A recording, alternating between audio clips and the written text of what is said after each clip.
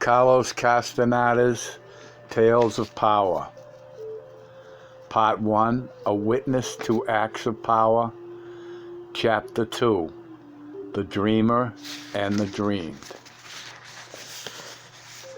I drove to Don Juan's house and arrived there in the early morning. I had spent the night in a motel on the way down so I could get to his house before noon. Don Juan was in the back and came to the front when I called him. He gave me a warm greeting and the impression that he was pleased to see me. He made a comment that I thought was intended to put me at ease, but produced the opposite effect. "I heard you coming," he said as he grinned, and I ran to the back. I was afraid that if I stayed here, you would have been frightened.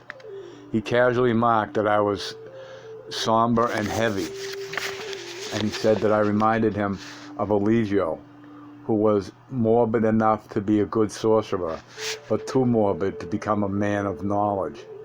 He added that the only way to counteract the devastating effect of the sorcerer's world was to laugh at it.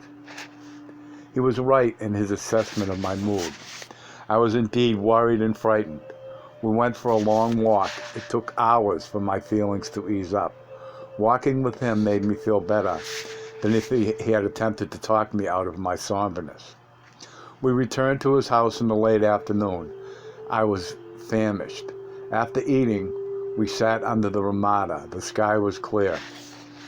The afternoon light made me feel complacent. I wanted to talk. "I felt uneasy for months," I said. "There was something truly awesome in what you and Don Gennaro said and did the last time I was here." Don Juan did not say anything. He got up and moved around the ramada. "I've got to talk about this," I said. "It obsesses me, and I can't stop pondering about it." "Are you afraid?" he asked. I was not afraid, but baffled, overwhelmed by what I had heard and witnessed. The loopholes in my reason were so gigantic that either I had to repair them or I had to dispose of my reason altogether. My comments made me laugh. "Don't throw away your reason yet," he said. "It's not time for that. It'll happen, though. But I don't think that now is the moment." "Should I try to find an explanation for what happened then?" I asked. "Certainly," he retorted. "It's your duty to put your mind at ease. Warriors do not win victories by beating their heads against the wall, but by overtaking the walls. Warriors jump over walls. They don't demolish them." "But how can I jump over this one?" I asked.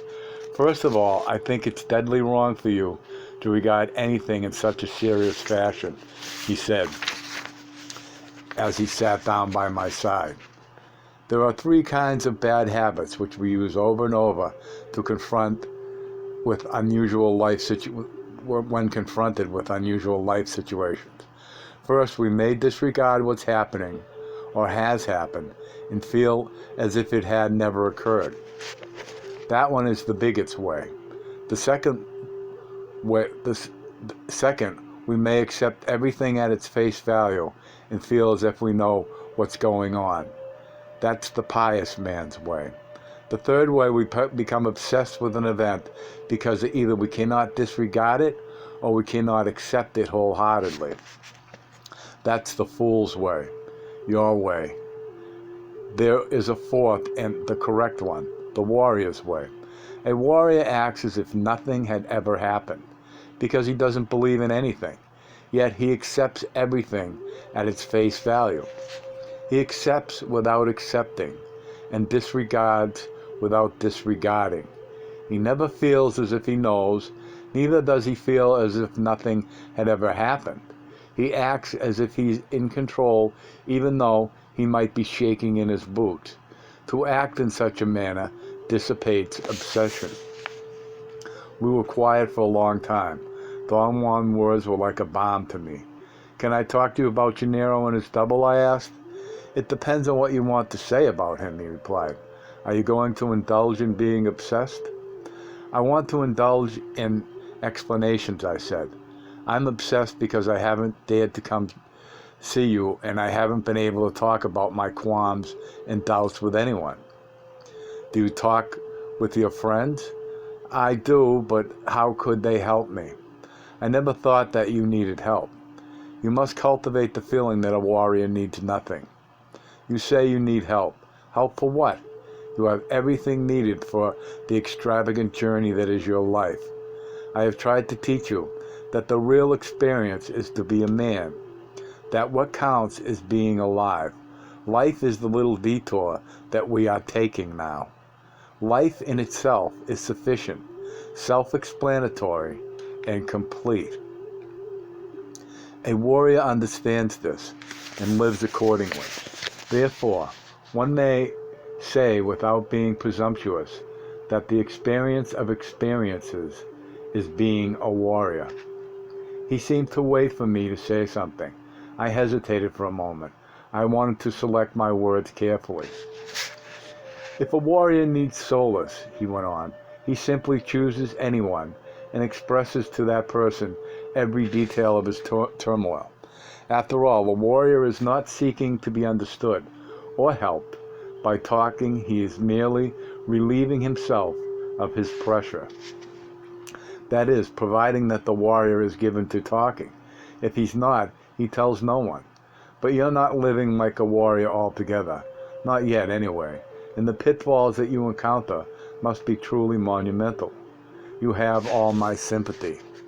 He was not being facetious. Judging by the concern in his eyes, he seemed to be one who had been there himself. He stood up and patted me on the head. He walked back and forth the length of the Ramada and looked casually to the chaparral around the house. His movements evoked a sensation of restlessness in me. In order to relax, I began to talk about my dilemma. I felt that it was inherently too late for me to pretend to be an innocent bystander. Under his guidance, I had trained myself to achieve strange perceptions, such as stopping the internal dialogue and controlling my dreams. Those were instances that could not be faked. I had followed his suggestions, although never to the letter, and had partially succeeded in disrupting daily routines, assuming responsibility for my acts, erasing personal history, and finally arrived at a point which years before I had dreaded. I was capable of being alone without disrupting my physical or emotional well-being. That was perhaps my single most astounding triumph. From the point of view of my former expectations and moods, to be alone and not go out of my mind was an inconceivable state. I was keenly aware of all the changes that had taken place in my life and in my view of the world, and I was also aware that it was somehow superfluous to be affected so profoundly by Don Juan and Don Gennaro's revelation about the double. "What's wrong with me, Don Juan?" I asked. "You indulge," he snapped. "You feel that indulging in doubts and tribulations is the sign of a sensitive man. Well, the truth of the matter is that you are the farthest thing from being sensitive. So why pretend? I told you the other day, a warrior accepts in humbleness what he is." "You make it sound as if I were confusing myself deliberately." "We do confuse ourselves deliberately," he said. "All of us are aware of our doings. Our puny reason deliberately makes itself into the monster it fancies itself to be. It's too little for such a big mold, though." I explained to him that my dilemma was perhaps more complex than he was making it out to be. I said that as long as he and Don Gennaro were men like myself, their superior control made them models for my own behavior. But if they were in essence men drastically different than I, then I could not conceive of them any longer as models, but as oddities, which I could not possibly aspire to emulate. "Gennaro is a man," Don Juan said in a reassuring tone. "He is no longer a man like yourself, true, but that's his accomplishment.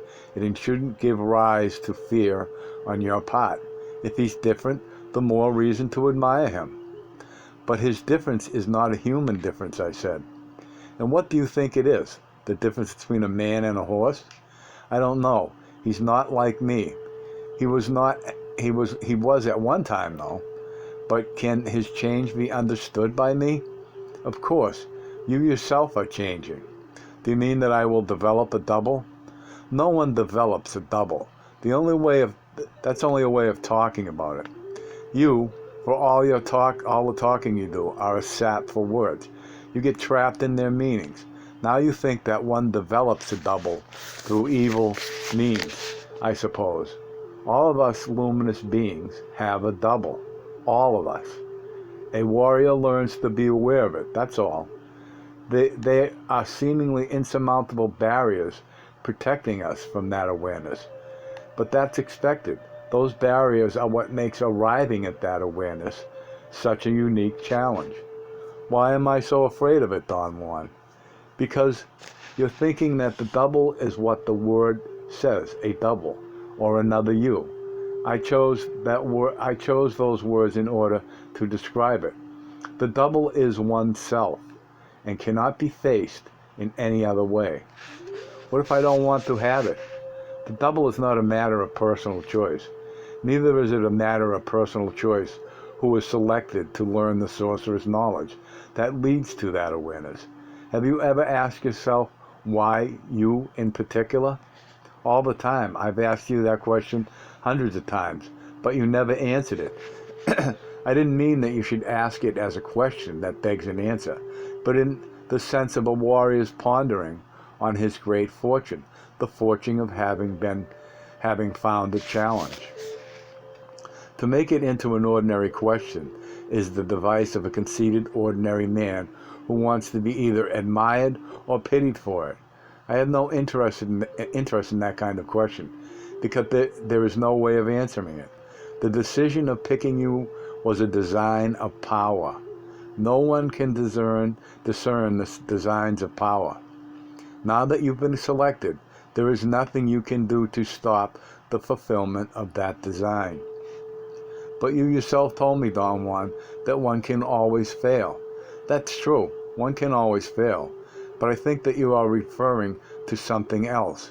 You want to find a way out. You want to have the freedom to fail and quit on your terms.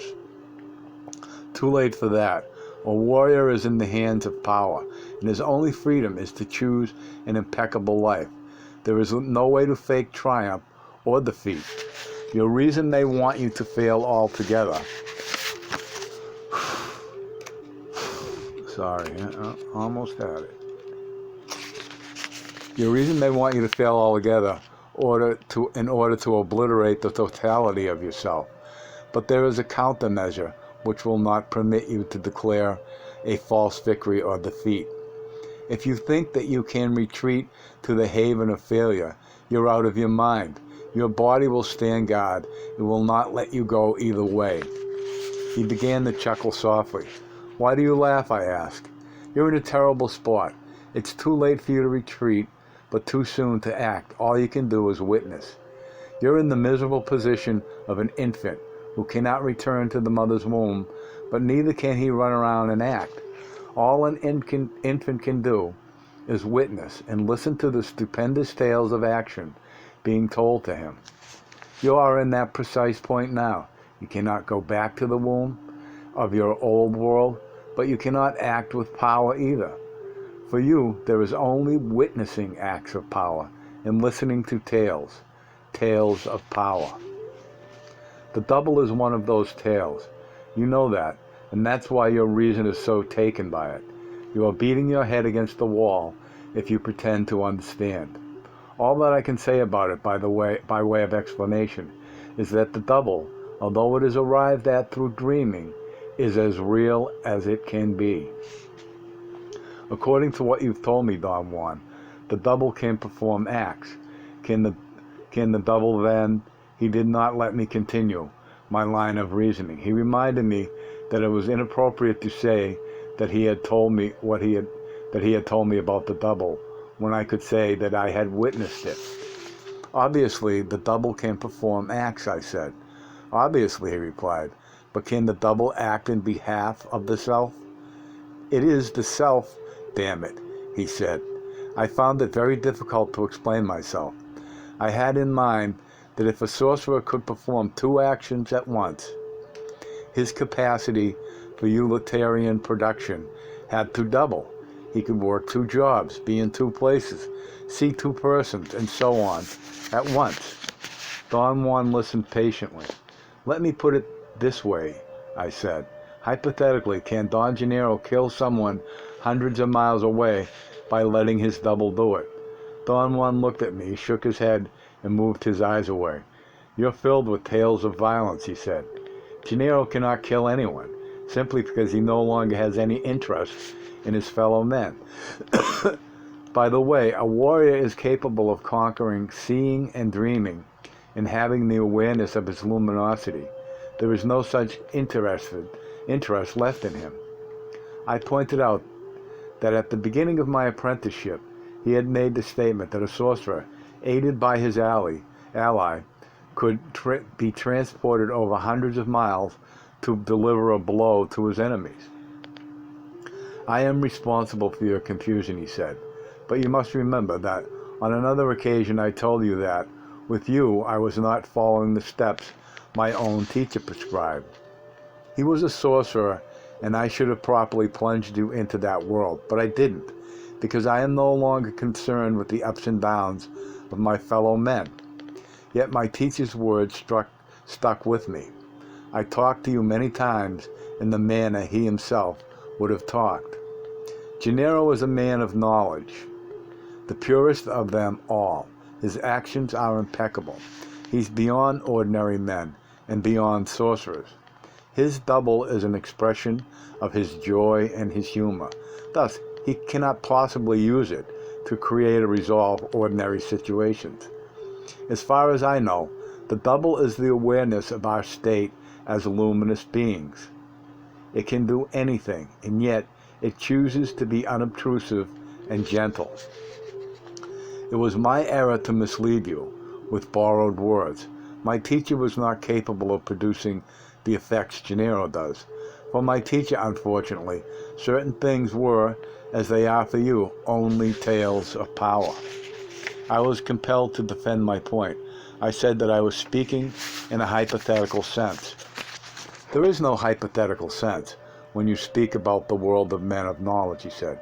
A man of knowledge cannot possibly act towards his fellow men in injurious terms, hypothetically or otherwise. But what if his fellow men are plotting against his security and well-being? Can he then use his double to protect himself? He clicked his tongue in disapproval. What incredible violence in your thoughts, he said. No one can plot against the security and well-being of a man of knowledge. He sees. Therefore, he would take steps to avoid anything like that. Gennaro, for example, has taken a calculated risk in joining you, but there is nothing that you could do to endanger his security. If there is anything, his seeing will let you know. Now, if there is something about you that is inherently injurious to him, and his seeing cannot reach it, then it is his fate, and neither Gennaro nor anyone else can avoid that. So you see, a man of knowledge is in control without controlling anything. We were quiet. The sun was about to reach the top of the heavy, tall bushes on the west side of the house. There were about 2 hours of daylight left.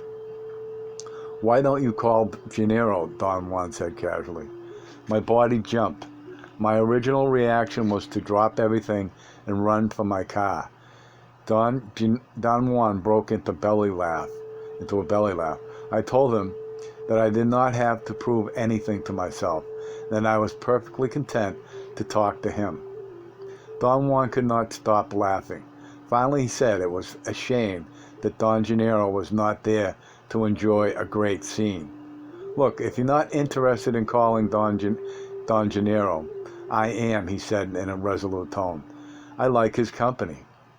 I had a terrible sour taste in the roof of my mouth. Beads of perspiration ran down my brow and my upper lip. I began to say something, but there was really nothing to say. Don Juan gave me a long, scrutinized look. Come on, he said. A warrior is always ready to be a warrior.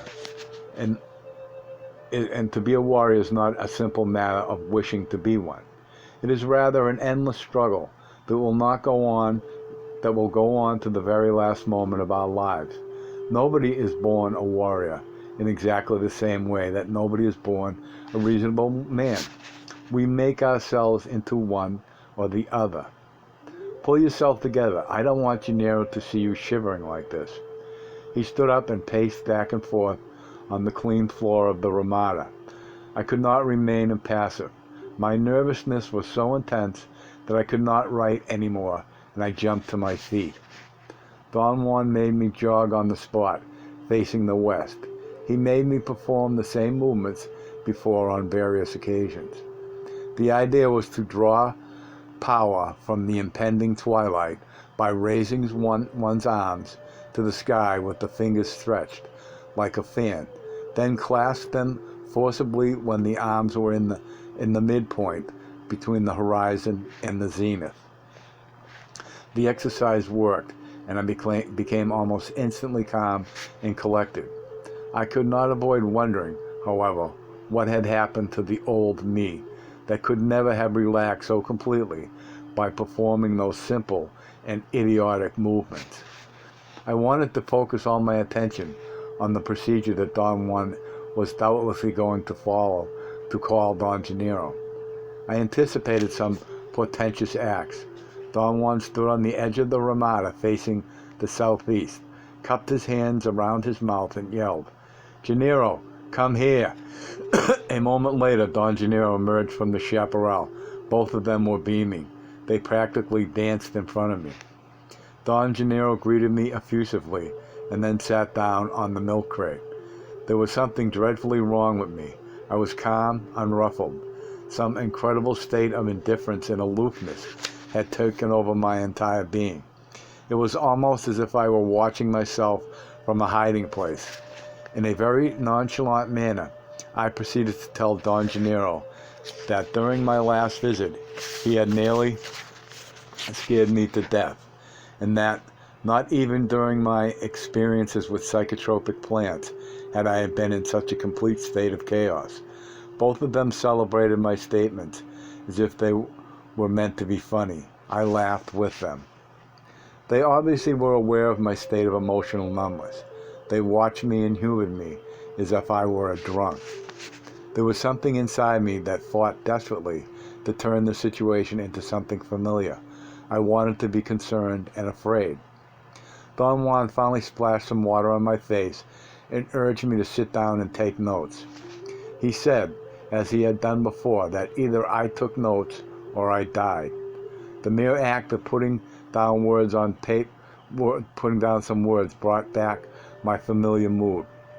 It was as if something became crystal clear again, something that a moment before had been opaque and numb. The advent of my usual self was also meant the advent of my usual fears. Strangely enough, I was less afraid of being afraid than of being unafraid. The familiarity of my old habits, no matter how unpleasant they were, was a delightful respite. I fully realized then that Don Gennaro had just emerged from the chaparral. My usual processes were beginning to function. I started by refusing to think or speculate about the event. I made the resolution of not asking him anything. I was going to be a silent witness this time. "Gennaro has come again, exclusively for you," Don Juan said. Don Gennaro was leaning against the wall of the house, resting his back against it while he sat on a tilted milk crate. He looked as if he were riding on horseback. His hands were in front of him, giving the impression that he was holding the reins of a horse. "That's right, Carlitos," he said, and brought the milk crate to rest on the ground. He dismounted, whirled his right leg over the imaginary neck of the horse, then jumped to the ground. His movements were so perfectly executed that it gave me the unquestionable sensation that he had arrived on horseback. He came to my side and sat down to my left. "Don Gennaro has come because he wants to tell you about the other," Don Juan said. He made a gesture of giving Don Gennaro the floor. Don Gennaro bowed. He turned slightly to face me. "What would you like to know, Carlitos?" he asked. in a high-pitched voice.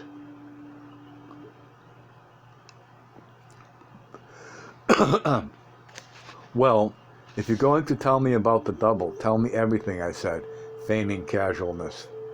Both of them shook their heads and glanced at each other. Gennaro is going to tell you about the dreamer and the dreamed, Don Juan said. As you know, Carlitos, Don Gennaro said, with the air of an orator warming up, the double begins in dreaming. He gave me a long look and smiled. His eyes swept from my face to my notebook and pencil. The double is a dream, he said, scratching his arms, and then stood up. He walked to the edge of the ramada and stepped out into the chaparral.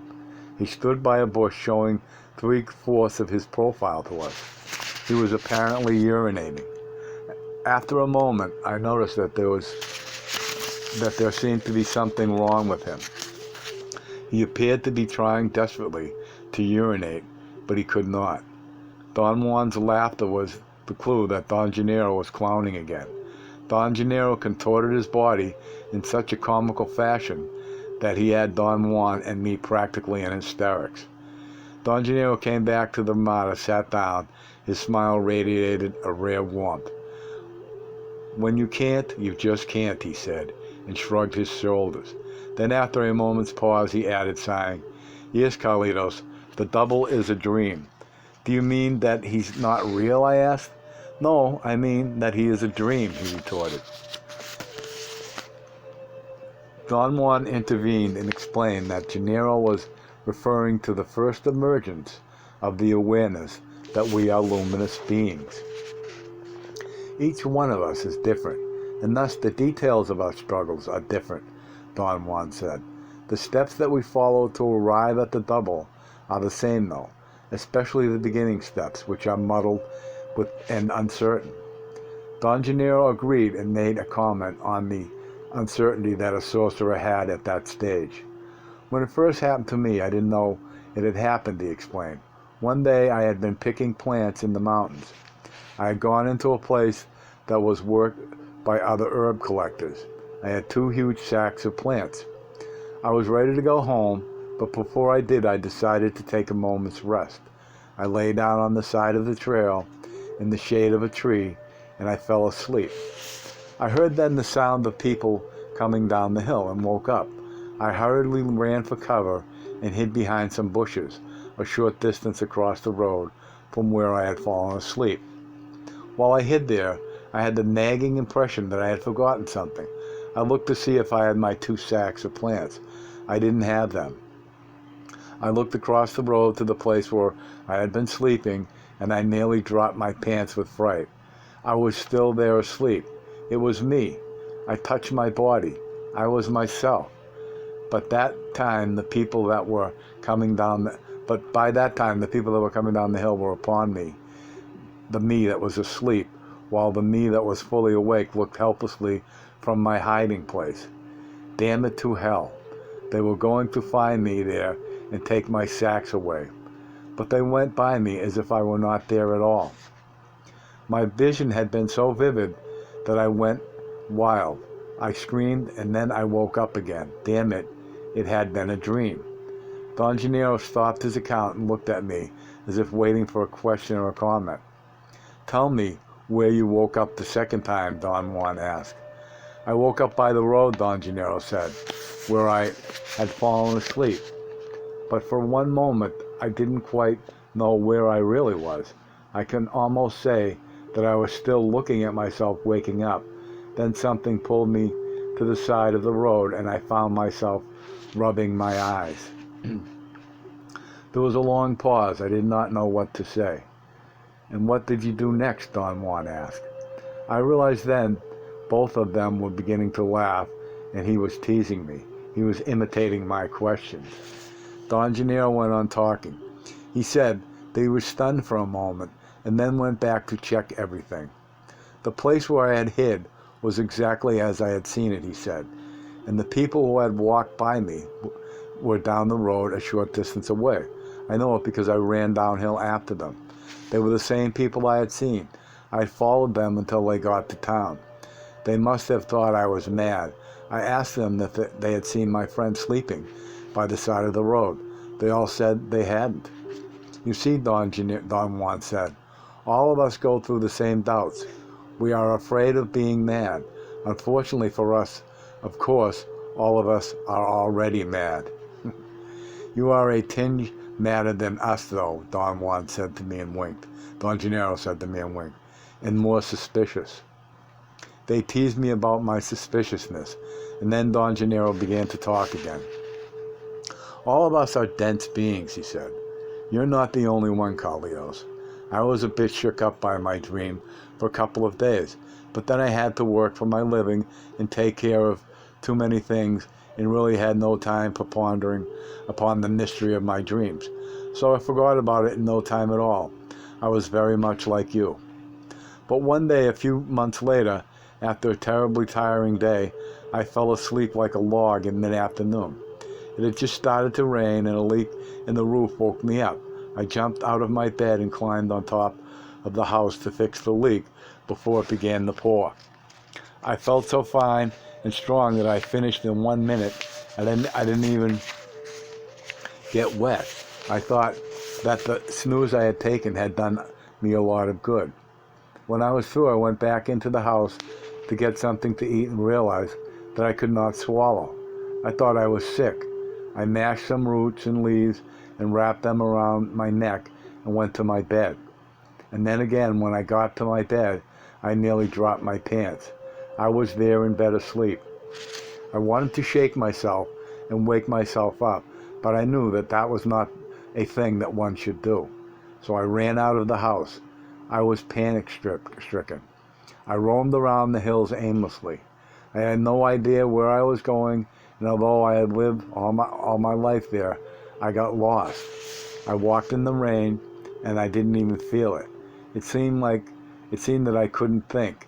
Then the lightning and thunder became so intense that I woke up again. He paused for a moment. Do you want to know where I woke up, he asked me. Certainly, Don Juan answered. I woke up in the hills, in the rain, he said. But how did you know that you had woken up, I asked. My body knew it, he replied.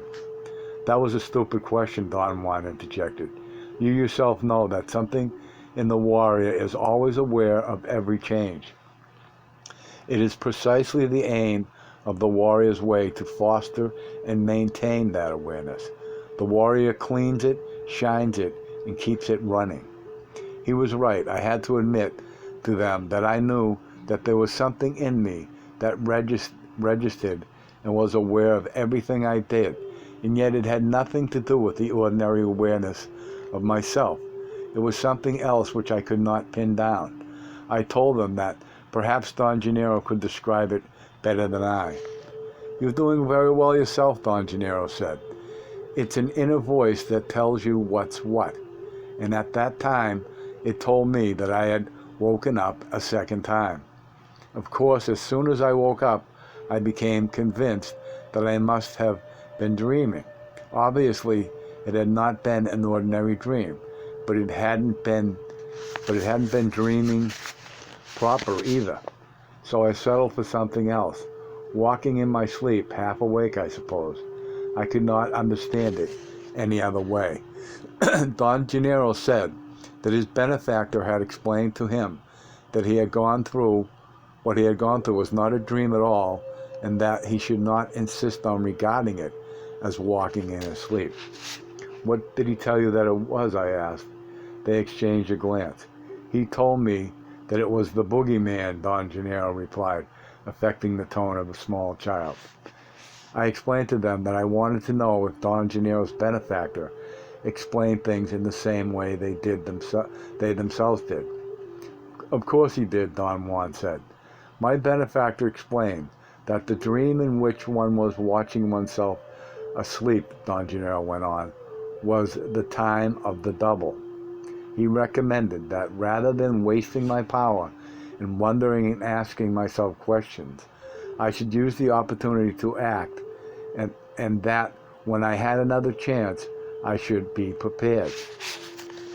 My next chance took place at my benefactor's house. I was helping him with the housework. I had lain down to rest, and as usual, I fell sound asleep. His house was definitely a place of power for me and helped me. I was suddenly aroused by a loud noise and awakened. My benefactor's house was large. He was a wealthy man and had many people working for him. The noise seemed to be the sound of a shovel digging in the gravel. I sat up to listen, and then I stood up. The noise was very unsettling to me, but I couldn't figure out why. I was pondering whether to go and check it out when I noticed that I was asleep on the floor. This time I knew what to expect and what to do, and I followed the noise. I walked to the back of the house. There was no one there. The noise seemed to be coming from beyond the house.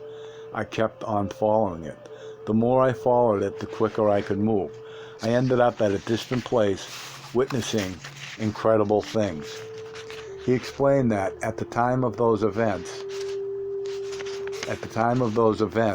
he still was in the beginning stages of his apprenticeship and had done very little in the realm of dreaming, but that he had an uncanny facility to dream, that he was looking at himself. "Where did you go, Don Gennaro?" I asked. "That was the first time I had actually moved in dreaming," he said. "I knew enough about it to behave correctly, though. I didn't look at anything directly and ended up in a deep ravine where my benefactor had some of his power plants." "Do you think it works better if one knows very little about dreaming?" I asked. "No," Don Juan interjected. "Each one of us has a facility for something in particular. Gennaro's knack is for dreaming." "What did you see in the ravine, Don Gennaro?" I asked.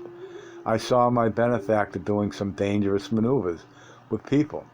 I thought I was there to help him out and hid behind some trees. Yet I could not have known how to help.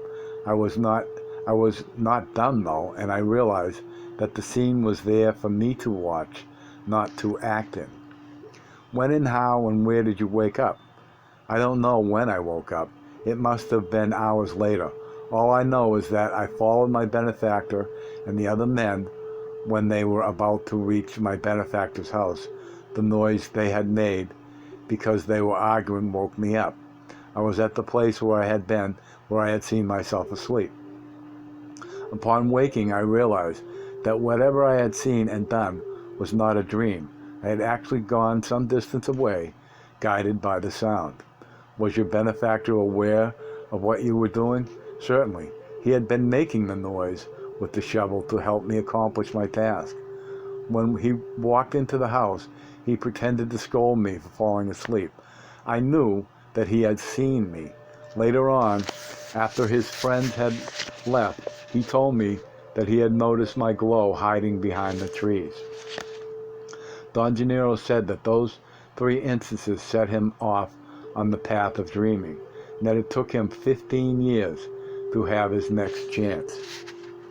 "The 4th time was more bizarre and a more complete vision," he said. "I found myself asleep in the middle of a cultivated field.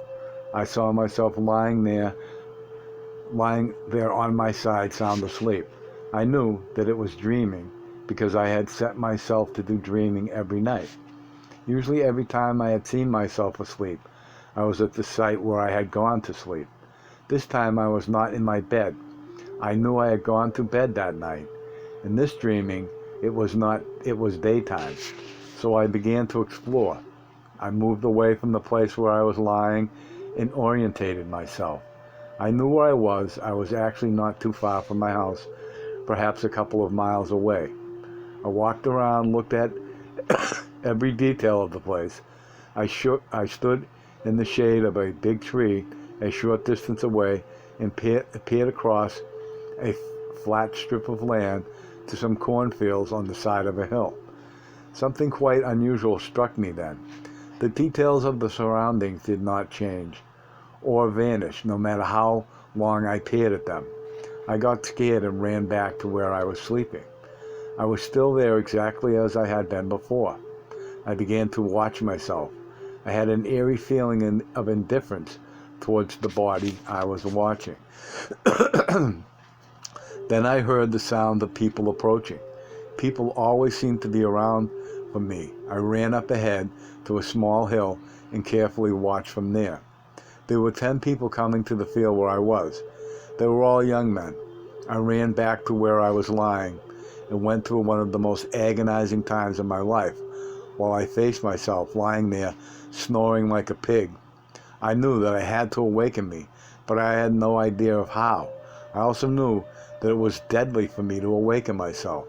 If those young men were to find me there, they were going to be very upset. All of those deliberations were going through my mind. Were not going through my mind. Were not really thoughts. They were more appropriately scenes in front of my eyes. My worrying, for instance, was a scene in which I looked at myself while I had the sensation of being boxed in. I call that worrying. It has happened to me a number of times after the first time. Well, since I didn't know what to do, I stood looking at myself, waiting for the worst. A bunch of fleeting images went past me in front of my eyes. I hung on to one in particular, the sight of my house and my bed. The image became clear. Oh, how I wished to be back in my bed. Something shook me then. It felt like someone was hitting me, and I woke up. I was on my bed. Obviously, I had been dreaming. I jumped out of bed and ran to the place of my dreaming. It was exactly as I had seen it. The young men were working there. I watched them for a long time. They were the same ones I had seen. I came back to the place at the end of the day after everybody had gone and stood at the very spot where I had seen myself asleep. Someone had lain there. The weeds were crumpled. Don Juan and Don Gennaro were observing me. They looked like two strange animals. I felt the shiver in my back. I was on the verge of indulging in the very rational fear that they were not really men like me. But Gennaro laughed. In those days, he said, I was just like you, Carlitos. I wanted to check everything. I was as suspicious as you are. He paused, raised his finger, and shook it at me, and then he faced Don Juan. Were you as suspicious as this guy, he asked. Not a chance, Don Juan said. He's the champ. Don Gennaro turned to me and made a gesture of apology. I think I was wrong, he said. I was not as suspicious as you. They chuckled softly, as if they did not want to make noise. Don Juan's body convulsed with muffled laughter. This is a place of power for you, Don Gennaro said, in a whisper. You've written your fingers off right where you are sitting. Have you ever done heavy dreaming here? No, he hasn't, Don Juan said in a low voice. But he's done some heavy writing. They doubled up. It seemed that they did not want to laugh out loud. Their bodies shook. Their soft laughter was like a rhythmical cackle. Don Gennaro sat up straight and slid closer to me. He patted me on the shoulder and repeated saying that I was a rascal. Then he pulled my left arm with great force towards him. I lost my balance and fell forward. I almost hit my face on the hard ground. I automatically put my right arm in front and buffered my fall. One of them held me down by pressing on my neck. I was not sure who. The hand that was holding me felt like Don Gennaro's. I had a moment of devastating panic. I felt I was fainting. Perhaps I did. The pressure in my stomach was so intense that I vomited. My next clear perception was that somebody was helping me to sit up. Don Gennaro was squatting in front of me. I turned around to look for Don Juan. He was nowhere in sight. Don Gennaro had a beaming smile. His eyes were shiny. They were looking fixedly at mine. I asked him what he had done to me, and he said that I was in pieces. His tone was reproachful, and he seemed to be annoyed or dissatisfied with me. He repeated various times that I was in pieces, and that I had to come together again. He tried to feign a severe tone, but he laughed in the middle of his harangue. He was telling me that it was just terrible that I was spread all over the place, and that he would have to use a broom to sweep all my pieces into one heap. Then he added that I might get the pieces in the wrong places and end up with my penis where my thumb should be. He cracked up at that point. I wanted to laugh and had the most unusual sensation. My body fell apart. It was as if I had been a mechanical toy that simply broke up into pieces. I had no physical feelings, whatever, and neither had I any fear or concern. Coming apart was a scene that I had witnessed from the point of view of the perceiver, and yet I did not perceive anything from a sensorial point of reference. The next thing I became aware of was that Don Gennaro was manipulating my body. I then had a physical sensation, a vibration so intense that it made me lose sight of everything around me. I felt once more that someone was helping me to sit up. I again saw Don Gennaro squatting in front of me. He pulled me up by my armpits and helped me walk around. I could not figure out where I was. I had the feeling that I was in a dream, and yet I had a complete sense of sequential time. I was keenly aware that I had just been with Don Gennaro and Don Juan in the ramada of Don Juan's house. Don Gennaro walked with me, propping me up by holding my left armpit. The scenery I was watching changed constantly. I could not determine, however, the nature of what I was observing. What was in front of my eyes was rather like a feeling or a mood, and the center from where all those changes radiated was definitely in my stomach. I had made that connection not as a thought or a realization, but as a bodily sensation that suddenly became fixed and predominant. The fluctuations around me came from my stomach. I was creating a world, an endless run of feelings and images. Everything I knew was there. That in itself was a feeling, not a thought or a conscious assessment. I tried to keep tabs for a moment because of my nearly invincible habit of assessing everything, but at a certain instant, my process of bookkeeping ceased, and a nameless something enveloped me, feelings and images of every sort. At one point, something in me began again to tabulation, and I noticed that one image kept on repeating itself. Don Juan and Don Gennaro were trying to reach me. The image was fleeting. It passed by me fast. It was something comparable to seeing them from the window of a fast-moving vehicle. They seemed to be trying to catch me as I went by. The image became clearer, and it lasted longer as it kept on recurring. I consciously realized at one point that I was deliberately isolating it from among a myriad of other images. I sort of breezed through the rest to come to that particular scene. Finally, I was capable of sustaining it by thinking about it. Once I had begun to think, my ordinary processes took over. They were not as defined as in ordinary activities, but clear enough to know that the scene or the feeling I had isolated was that Don Juan and Don Gennaro were in the ramada of Don Juan's house and were holding me by the armpits. I wanted to keep on feeling through other images and feelings, but they would not let me. I struggled for a moment. I felt bouncy and happy. I knew that I liked both of them, and I also knew that I was not afraid of them. I wanted to joke with them. I did not know how, and I kept on laughing and patting them on their shoulders. I had another peculiar awareness. I was certain that I was dreaming. If I focused my eyes on anything, it immediately became blurry. Don Juan and Don Gennaro were talking to me. I could not keep their words straight, and I could not distinguish which of them was talking. Don Gennaro turned my body around and pointed to a lump on the ground. Don Gennaro pulled me closer to it and made me go around it.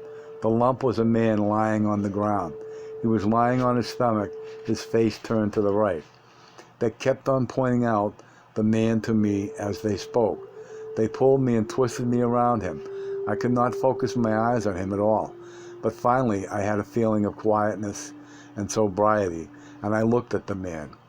I had a slow awakening into the realization that the man lying on the ground was me. My realization did not bring any terror or discomfort. I simply accepted it without emotion. At that moment, I was not completely asleep, but neither was I completely awake and in a sober consciousness. I became more aware of Don Juan and Don Gennaro and could tell them apart when they talked to me. Don Juan said that they were going to go to the round power place in the chaparral.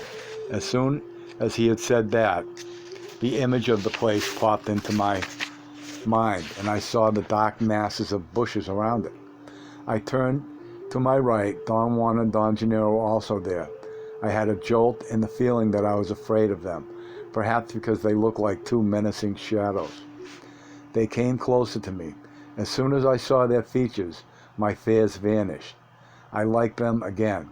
It was as if I were drunk and did not have a firm grip on everything. They grabbed me by the shoulders and shook me in unison. They ordered me to wake up. I could hear their voices clearly and separately. I had then a unique moment. I held two images in my mind, two dreams. I felt that something in me was deeply asleep, was waking up, and I found myself lying on the floor of the Ramada with Don Juan and Don Gennaro shaking me. But I also was at the power place, and Don Juan and Don Gennaro were still shaking me. There was one crucial instance in which I was neither in one place nor the other, but I was rather in both places as an observer, seeing two scenes at once. I had the incredible sensation at that instant that I could have gone either way. All I had to do at that moment was to change perspective, and rather than watch either scene from the outside, feel it from the point of view of the subject. There was something very warm about Don Juan's house. I preferred that scene. I next had a terrifying seizure, so shocking that my entire ordinary awareness came back to me at once. Don Juan and Don Gennaro were pouring buckets of water on me as I was in the Ramada of Don Juan's house. Hours later, we were in the kitchen. Don Juan had insisted that I had to proceed as if nothing had happened. He gave me some food and said I had to eat a great deal to compensate for my expenditure of energy. It was after 9 in the evening that I looked at my watch after we sat down to eat. My experience had lasted several hours. From the point of view of my recollection, however, it had seemed as if I had just fallen asleep for a short while. Even though I was completely myself, I still was numb. I was not until I had begun to write in my notebook that I regained my usual awareness. It was surprising to me that taking notes could bring about instantaneous sobriety. The moment I was myself again, a barrage of reasonable thoughts immediately came to my mind. They purported to explain that the phenomenon I had experienced. I knew on the spot that Don Gennaro had hypnotized me the moment he had pinned me down on the ground, but I did not attempt to figure out how he had done it. They both laughed hysterically when I expressed my thoughts. Don Gennaro examined my pencil and said that the pencil was the key to wind up my mainspring. I felt quite belligerent. I was tired and irritable. I found myself practically yelling at them while their bodies shook with laughter. Don Juan said that it was permissible to miss the boat, but not by such a wide margin, and that Don Gennaro had come exclusively to help me and show me the mystery of the dreamer and the dreamed. My irritability came to a peak. Don Juan signaled to Don Gennaro with a movement of his head. Both of them stood and took me around the house. There Don Gennaro demonstrated his great repertoire of animal grunts and cries. He asked me to choose one, and he taught me how to reproduce it. After hours of practice, it got to the point where I could imitate it quite well. The end result was that they themselves had enjoyed my clumsy attempts and laughed until they were practically weeping, and I had released my tension by reproducing the loud cry of the animal. I told them that they were something truly awesome in my I told them that there was something truly awesome in my imitation.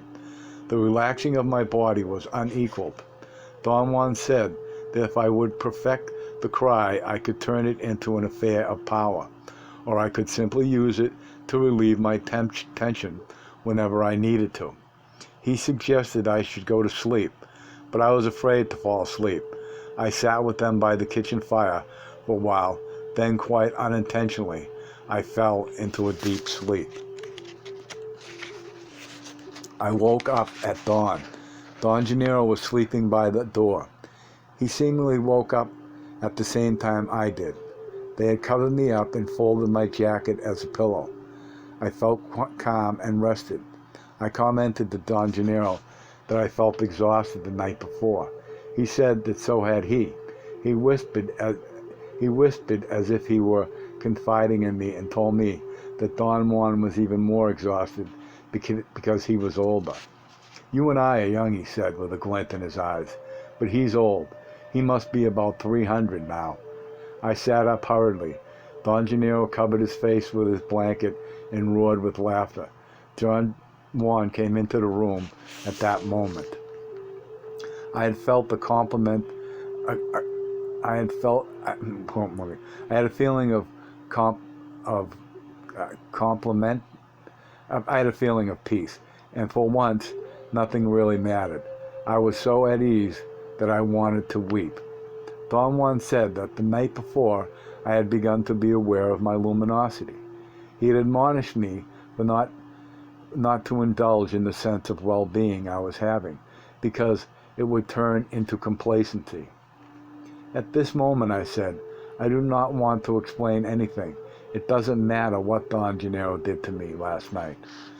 I didn't do anything to you, Don Gennaro retorted. Look, it's me, Gennaro. You're Gennaro. Touch me. I embraced Don Gennaro and we both laughed like two children.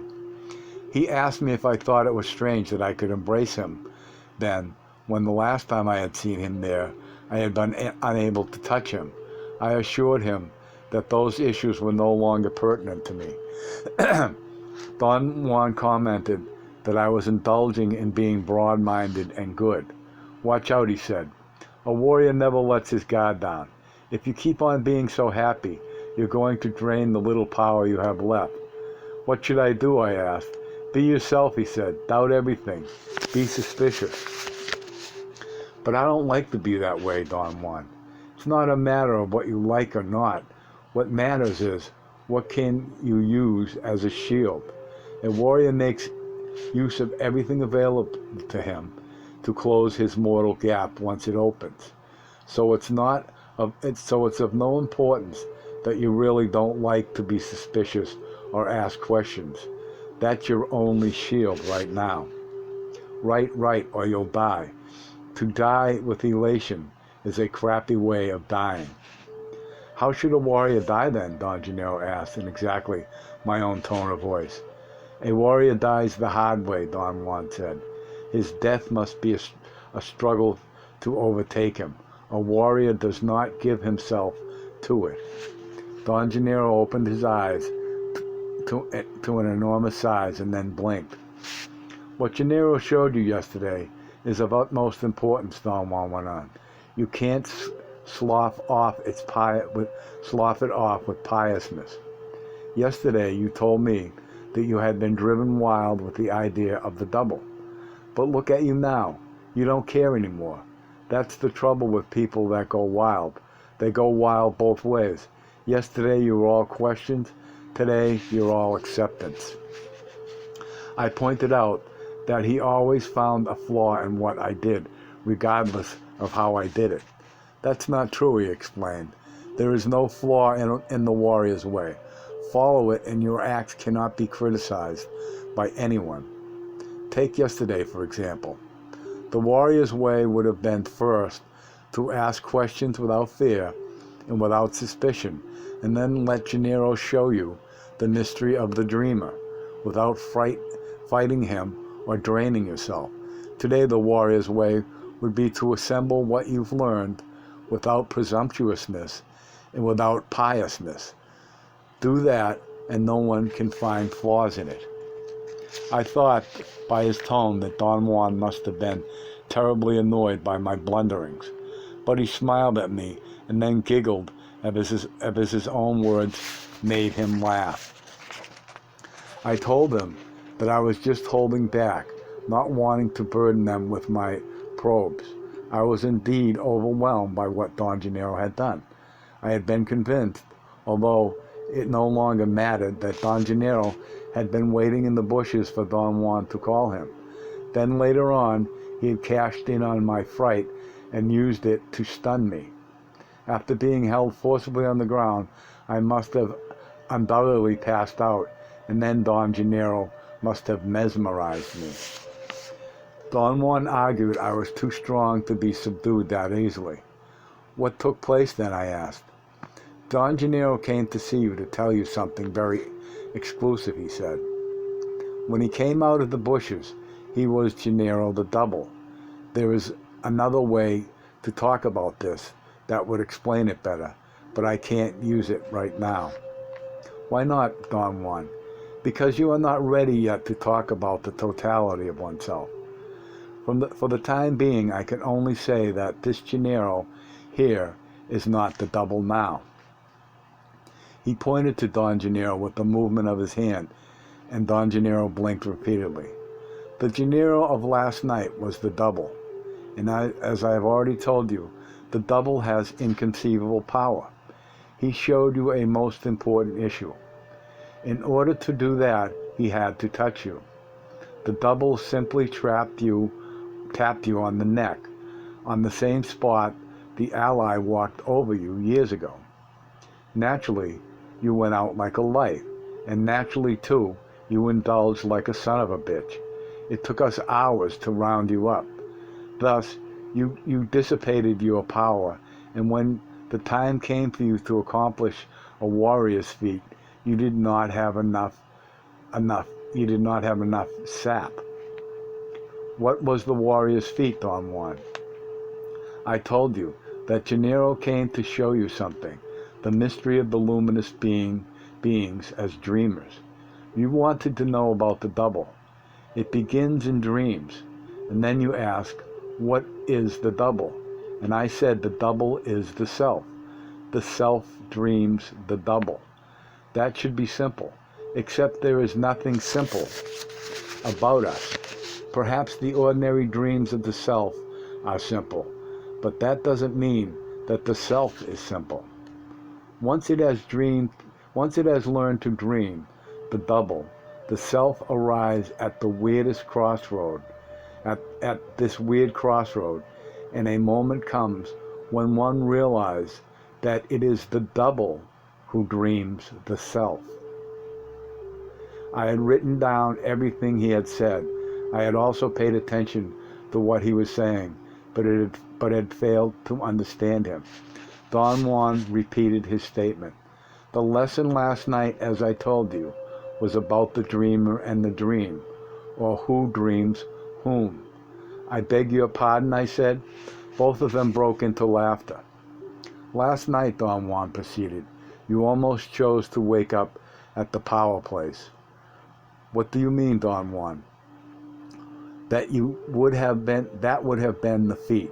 If you had not indulged in your stupid ways, you would have had enough power to tip the scales, and you would have no doubt scared yourself to death.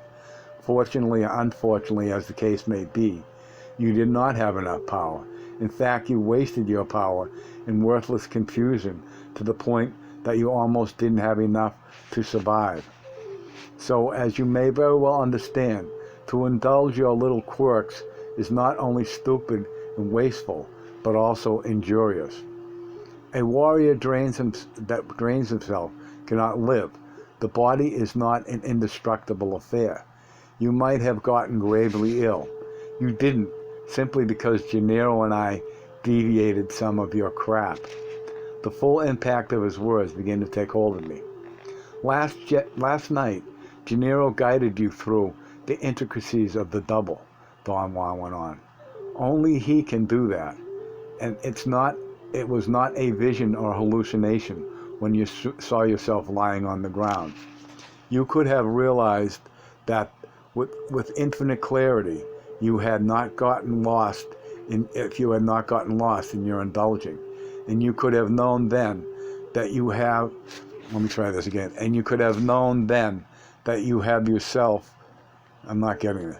You could have realized that with infinite clarity, if you had not gotten lost in your indulging, that you could have known then that you yourself are a dream. That the double is dreaming you in some fashion, that you dreamed him in the same fashion that you dreamed him last night. But how can that be possible, Don Juan? No one knows how it happens. We only know that it does happen. That's the mystery of us as luminous beings.